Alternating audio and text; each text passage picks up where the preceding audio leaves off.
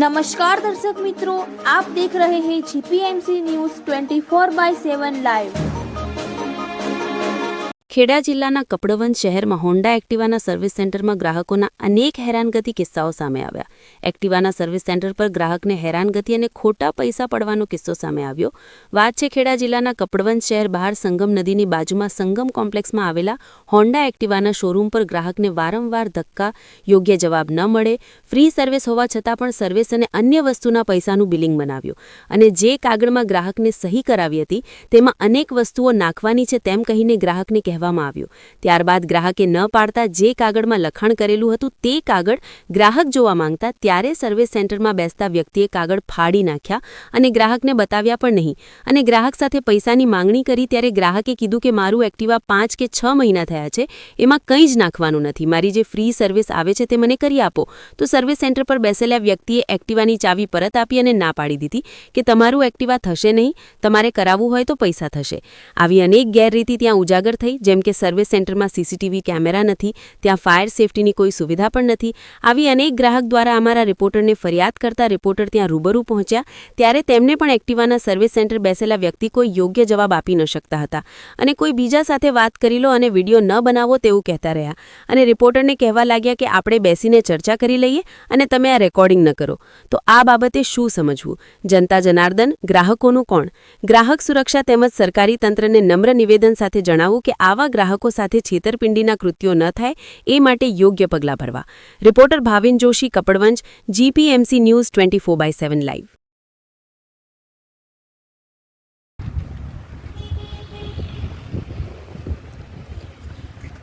એમના એક્ટિવાને થઈ ગયું બધું ભાઈ? વોશિંગનું કામ કરાવ્યું હતું કાલે, પણ પોલીસ બાકી છે। એટલે વોશિંગ કરી છે? હા, વોશિંગ કરી। હા, એક્ટિવા વોશિંગ થઈ ગયું જ આવું યાર, તમે બેઠા છો એ બરાબર?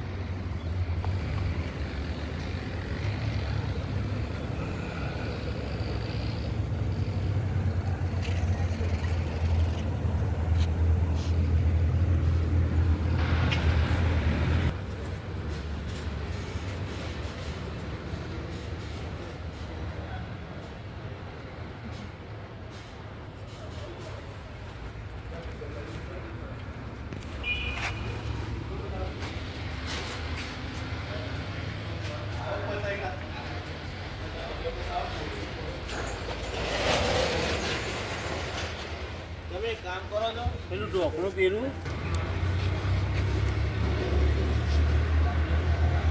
તમારે સર્વિસ હવે હું તમને સામેથી કહું છું, તમારે જો હજી બાઇક જ્યારે ના લીધું હોય ને અને એથી લીધેલું તો તમારા કસ્ટમરને સેવ કરો। હા, શું તો તમને શું લાગે છે એક્ટિવામાં વોશ કરેલું છે? વોશ કરેલું જ નથી। નથી વોશ ના, કરેલું? નથી કરેલું। અને એવું હોય તો અંદર ફોટા પાડતો ને એના, આ વોશ કરીને કમ્પ્લીટ કરી દો। આ તમે વોશ કરેલું છે? કરેલું હા, પણ તો ભાઈ વોશ કરેલું છે, જાતે તમે જુઓ ત્યાં આગળ બધું જે ભાઈએ બતાવ્યું ત્યાં આગળ બધો ડસ્ટ એવો ને એવો છે, તો તમે શું વોશ કર્યું? ફરી કરાવી આવું, ફરી કરાવી। પણ એવું ફરી કરવાની જરૂર શું? કંપનીની અંદર આવું કેમ કરો છો તમે? તમે આ હોન્ડાનો શોરૂમ છે ને? હા, તો આ તમે કંપનીમાંથી ગાડી લીધી છે, સર્વિસ એમની ફ્રી છે, હજુ તો 4-6 મહિના તમે તમારી ફરજમાં આવે છે કરવાનું, તો તમે કેમ આ રીતના કરો છો? તમે શું કામ કર્યું છે? આનું મને કહો જરા, આ મારી એક્ટિવાનું આમાં શું કામ કર્યું છે? મેં તો બધું કરી દીધું છે, તમે જે ઓઇલ સીલ દીધી એ મારી દીધી બરાબર। ઓઇલ સીલ કરી દીધું, સર્વિસ આ સર્વિસ કરેલી છે? અરે પ્રાઇવેટમાં ખાલી પેલા ના લે, તમે એને વોશ કરાવડાવ્યું? વિડીયો બંધ કરશો તો જ મળશે જવાબ। કેમ વિડીયો બંધ કરો તો જવાબ કેમ આપશો તમે? કેમ ચાલુ વિડીયોમાં નહીં આપો? તમે ખોટું કર્યું તમે કશું? કશું ખોટું નહીં કર્યું। તો પછી તમે કેમ જવાબ નથી આપતા? તમે પણ વાત કરો બેસીને। અરે બેસીને વાત નહીં, પણ તમે આ ગ્રાહકોની સાથે આવી છેતરપિંડી કરી રહ્યા છો એવું લાગે છે આ તો। કઈ છેતરપિંડી? તો આ છેતરપિંડી તમે વિડીયોમાં તમે સાચા તો જવાબ આપો ને વિડીયોમાં, તમે વિડીયોમાં જવાબ આપો કે તમે પહેલાં એવું કીધું મારી હાજરીમાં કે વોશ કરેલું છે, તો ક્યાં વોશ કરેલું છે? તમે એમ કહો તો વોશ કરેલું, ક્યાં વોશ કરેલું છે? કેટલો ડસ્ટ છે હજુ એની ઉપર? ગઈકાલે પણ તમે એમને તમારું કાગળ માગ્યું તો તમે કાગળ ફાડી નાખ્યું, એમને દેખતા એમને આપ્યું નહીં તમે। તેમાં તમે શું બિલ બનાવ્યું હતું, શું નાખ્યું એનું બધું લિસ્ટ બાદ તમારે બતાવતું ને એમને. હા મેં યાર દીધો આને વળી આવ્યો તો નાટક કરણ તમાકુ જવાબ નતો દેતા બરાબર વળી બોલ ચાલુ કરી દે. હા ગેસ ફોન મારે કોઈ સાથે વાત કરવી નહીં, તમે એ રીતના કેવી રીતના વાત કરાવો તમે? લો મહેશભાઈ છે અરે મારે કોઈ જોડે વાત નથી કરવી મારે. ના તો ચાલો ચાલો હા ના તો ચાલો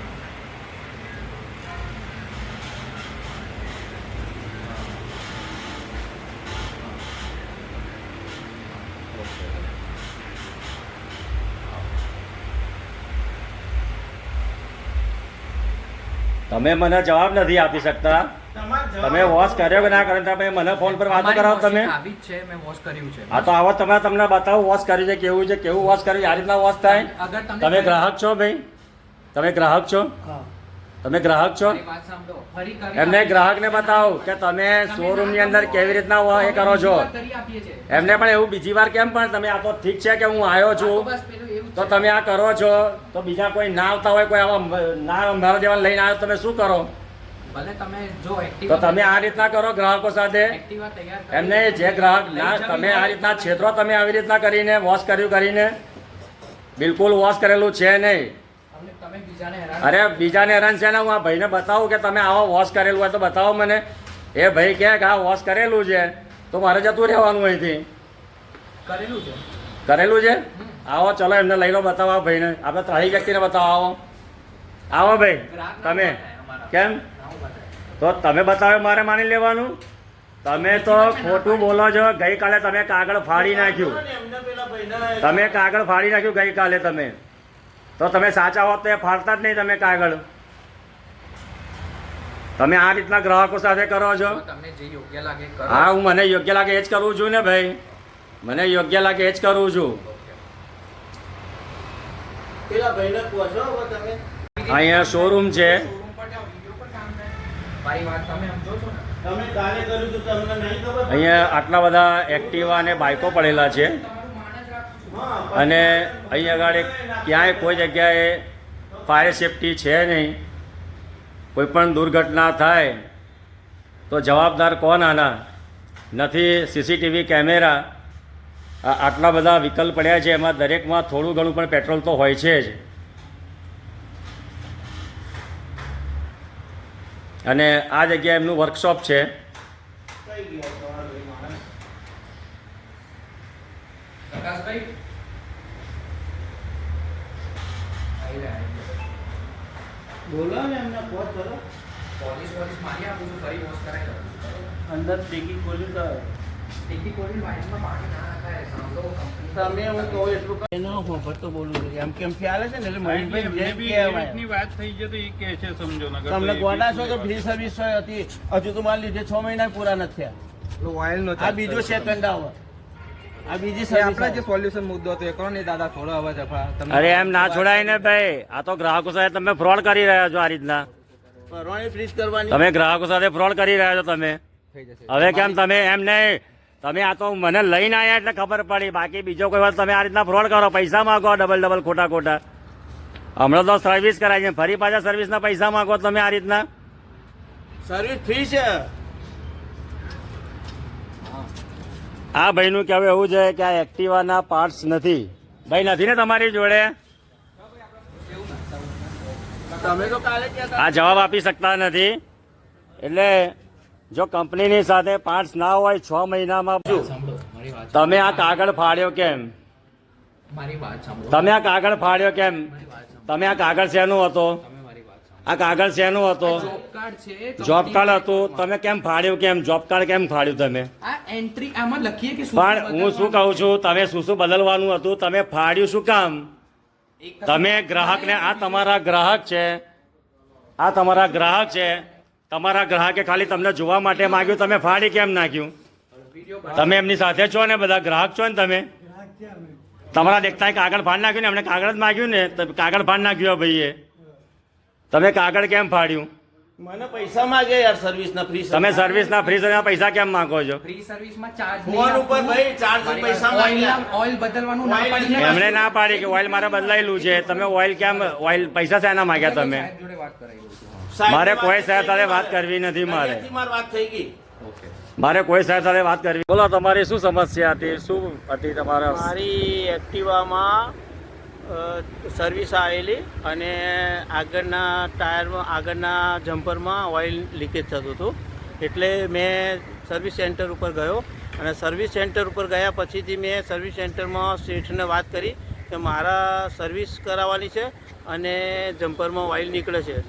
તો જમ્પરના ઓઇલ માટે એમને એમ કહ્યું કે તમારે જમ્પરનું ઓઇલ સીલ મંગાવવું પડશે કંપનીમાંથી. એટલે કંપનીમાંથી ઓઇલ સીલ આવે પછી તમારું કામ થશે.